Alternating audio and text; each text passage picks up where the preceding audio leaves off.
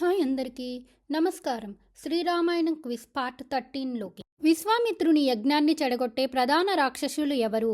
Option A వాలి సుగ్రీవుడు, option B Khara దూషణుడు, option C Maricha Subahu, option D Kumbhakarna విభూషణుడు.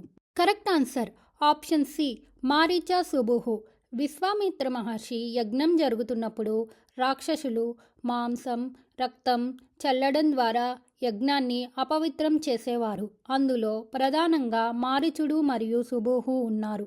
రాముడు వీరిని ఎదుర్కొని యజ్ఞ రక్షణ చేసి మహర్షి ఆశీర్వాదం పొందాడు. సుబుహును రాముడు ఎలా ఓడించాడు? ఆప్షన్ ఏ ఖడ్గంతో సంహరించాడు, ఆప్షన్ బి మానవాస్త్రంతో మూర్ఛపరిచాడు, ఆప్షన్ సి ఆగ్నేయాస్త్రంతో సంహరించాడు, ఆప్షన్ డి శివతాండంతో నెట్టేశాడు. కరెక్ట్ ఆన్సర్ ఆప్షన్ సి ఆగ్నేయాస్త్రంతో సంహరించాడు. యజ్ఞ రక్షణ సమయంలో రాముడు దివ్యాస్త్రాలను ఉపయోగించాడు. సుబుహును ఆగ్నేయాస్త్రంతో సంహరించాడు మరియు మారచుణ్ణి సముద్రం దాకా త్రోసివేశాడు. తర్వాతి కథలో మారీచుడే బంగారు జింకగా వస్తాడు. రాముడు మారీచుణ్ణి చంపకుండా సముద్రం వరకు ఎందుకు తోసివేశాడు? ఆప్షన్ ఏ అతడు బాలుడని, ఆప్షన్ బి విశ్వామిత్రుడి ఆజ్ఞ అలాంటిదని, ఆప్షన్ సి రావణ్ణి భయపెట్టడానికి మాత్రమే, ఆప్షన్ డి శాపం ఉన్నందున. కరెక్ట్ ఆన్సర్ ఆప్షన్ బి విశ్వామిత్రుడి ఆజ్ఞ అలాంటిదని.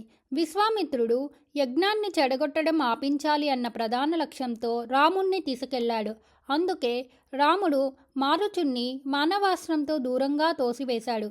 ఇదే తర్వాత సీతాహరణానికి దారితీసే కీలక మలుపు అవుతుంది. విశ్వామిత్రుడు రాముణ్ణి ఏ నగరానికి తీసుకెళ్లాడు? Option A Kishkindha, option B Mithila, option C Lanka, option D Dwarka. Correct answer option B Mithila. యజ్ఞ రక్షణ తర్వాత విశ్వామిత్రుడు రామలక్ష్మణులను మిథిల నగరానికి తీసుకువెళ్ళాడు. అక్కడే సీత స్వయంవరం, శివధనస్సు పరీక్ష, రామసీతల వివాహం జరిగింది. సీత స్వయంవరం నిర్వహించిన రాజు ఎవరు? ఆప్షన్ ఏ దశరథుడు, ఆప్షన్ బి జనకుడు, ఆప్షన్ సి విశ్వామిత్రుడు, ఆప్షన్ డి భరద్వాజుడు. కరెక్ట్ ఆన్సర్ ఆప్షన్ బి జనకుడు. మిథిలా రాజు జనకుడు సీతమ్మ తండ్రి. అతను శివధనస్సును ఎత్తి బిగించగలవాడికే సీతను ఇస్తాను అని స్వయంవరం నిర్వహించాడు.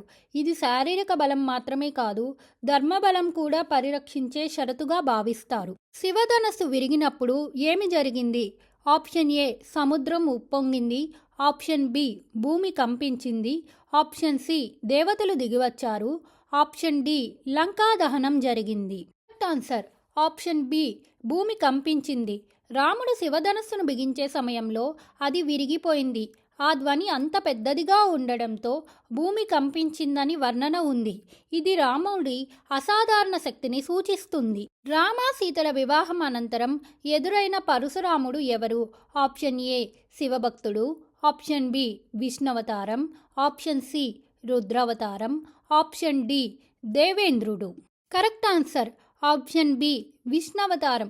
పరశురాముడు కూడా విష్ణువు దశావతారాలలో ఒకరు. అతను క్షత్రియుల అహంకారాన్ని శిక్షించిన వాడిగా ప్రసిద్ధి.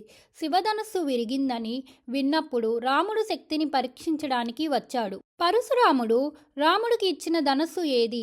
ఆప్షన్ ఏ శివధనస్సు, ఆప్షన్ బి విష్ణుధనస్సు, ఆప్షన్ సి గాంధీవం, ఆప్షన్ డి పీనాకం. కరెక్ట్ ఆన్సర్ ఆప్షన్ బి విష్ణుధనస్సు. పరశురాముడు రాముడికి ఇది విష్ణుధనస్సు, దీన్ని బిగిస్తే నీ శక్తి నిజమని ఒప్పుకుంటాను అన్నట్లు పరీక్షించాడు. రాముడు దాన్ని సులభంగా బిగించి పరశురాముడి గర్వం తగ్గించాడు.